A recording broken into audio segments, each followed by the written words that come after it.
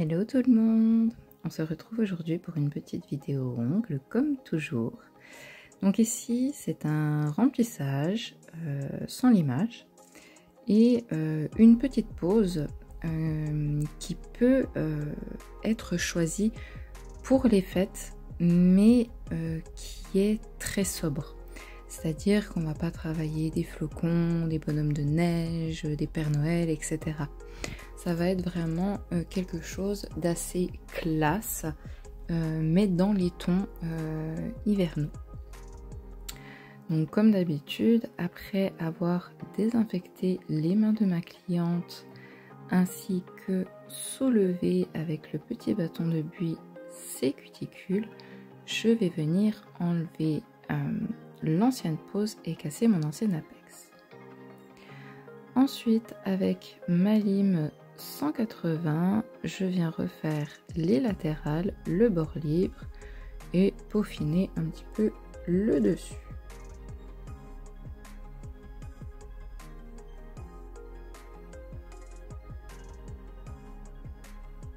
Donc bien faire attention à bien s'aligner avec le doigt de la cliente pour avoir de belles latérales bien droites.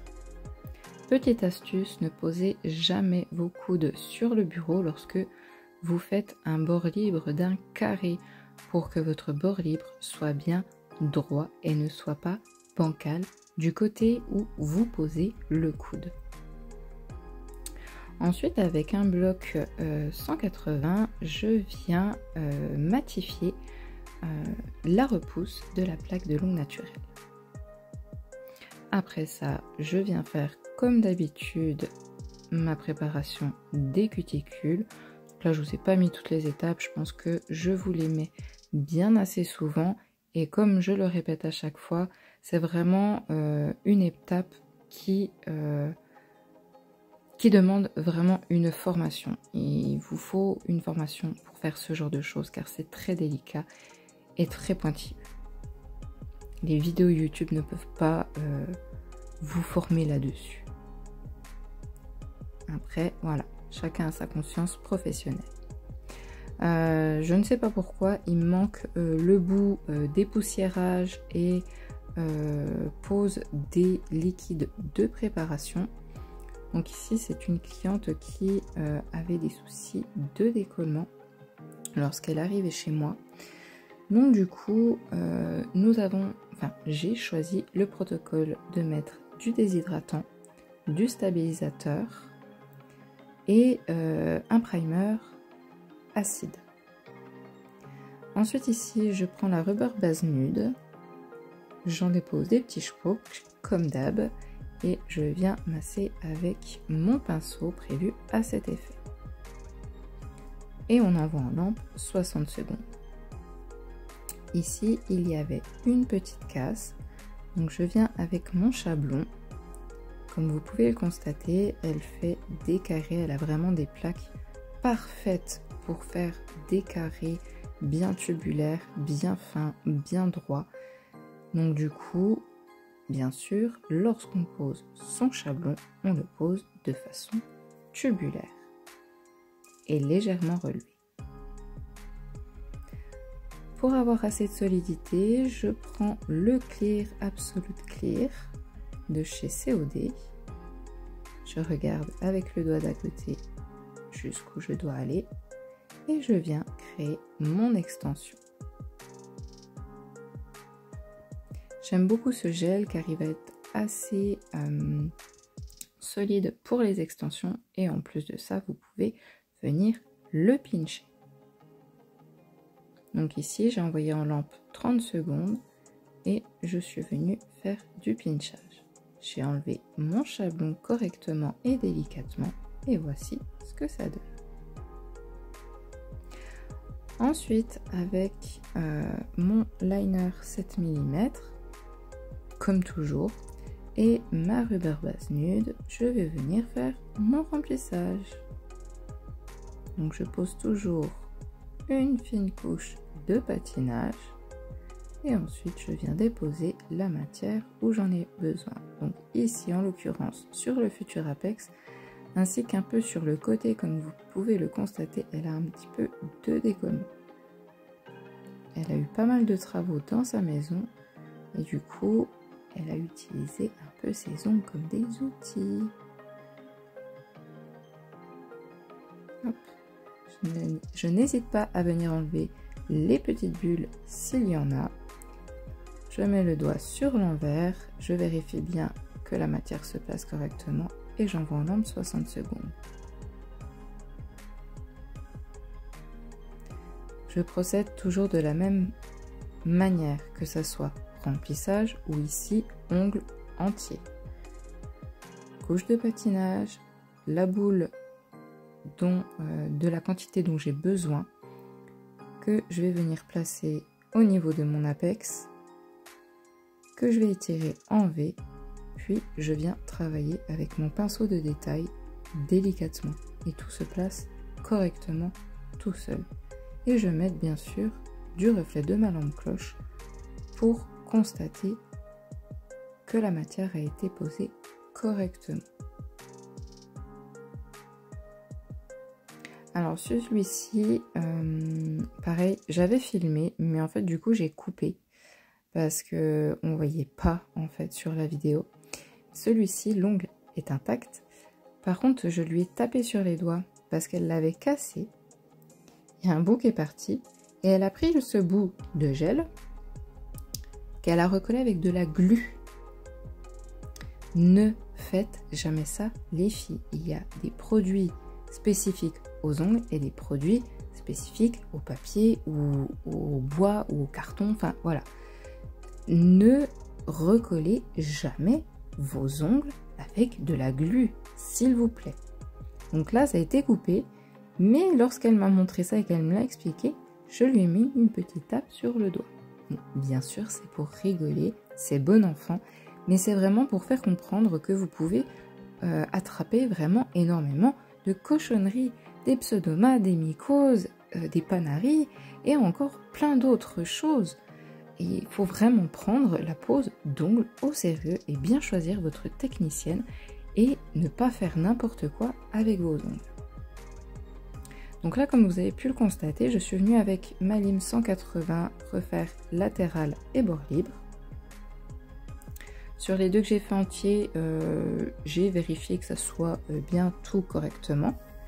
Et ensuite, je peaufine avec mon bloc 180. Et je le passe de partout sur mon ongle.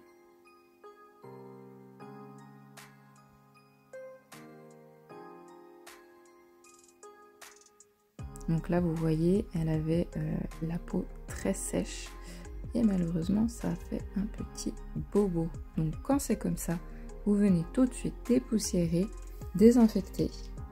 Et si vous avez, mettre un petit pansement, vous savez, en gel.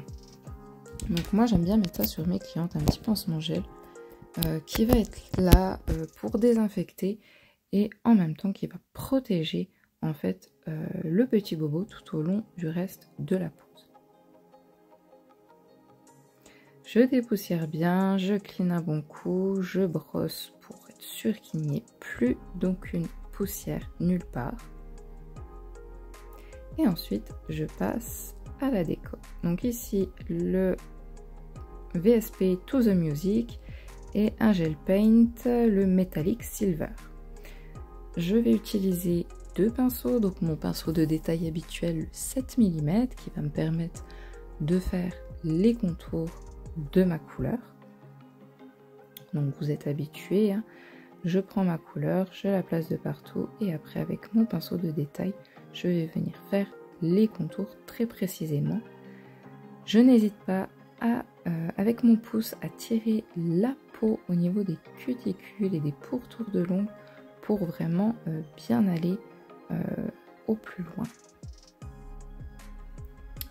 Ensuite, sur l'annulaire et l'auriculaire, il y avait pas tout l'ongle qui était coloré, ça faisait une espèce de petite vague et on colorait que d'un côté. Donc j'ai posé un peu de la matière là sur du coup le charbon que j'ai utilisé pour faire son ongle. J'aurais pu prendre une palette, hein, j'avais juste la flemme. Et voilà, je fais ma petite forme et j'envoie en lampe. Pour la couleur, comme d'hab, hein, j'ai fait un doigt en lampe, un doigt en lampe. Je fais vraiment toujours doigt par doigt. Je fais la même chose sur l'auriculaire.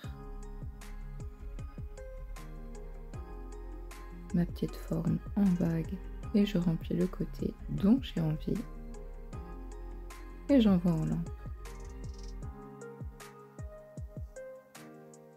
Et avec mon liner 12 mm et le métallique silver, je vais venir faire un trait fin de détail qui va venir terminer le tout et donner cette petite touche festive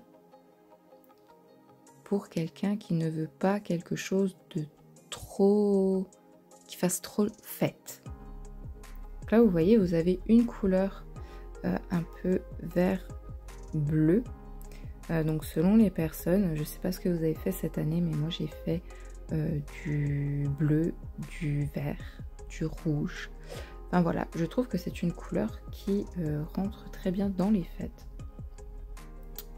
Avec une petite déco métallisée, très sympathique.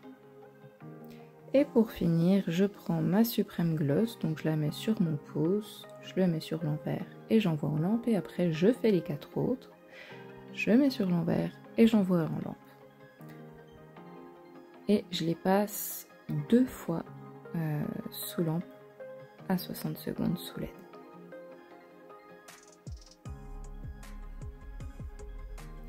Ensuite, avec un embout conique, comme toujours, je nettoie le dessous des ongles de ma cliente.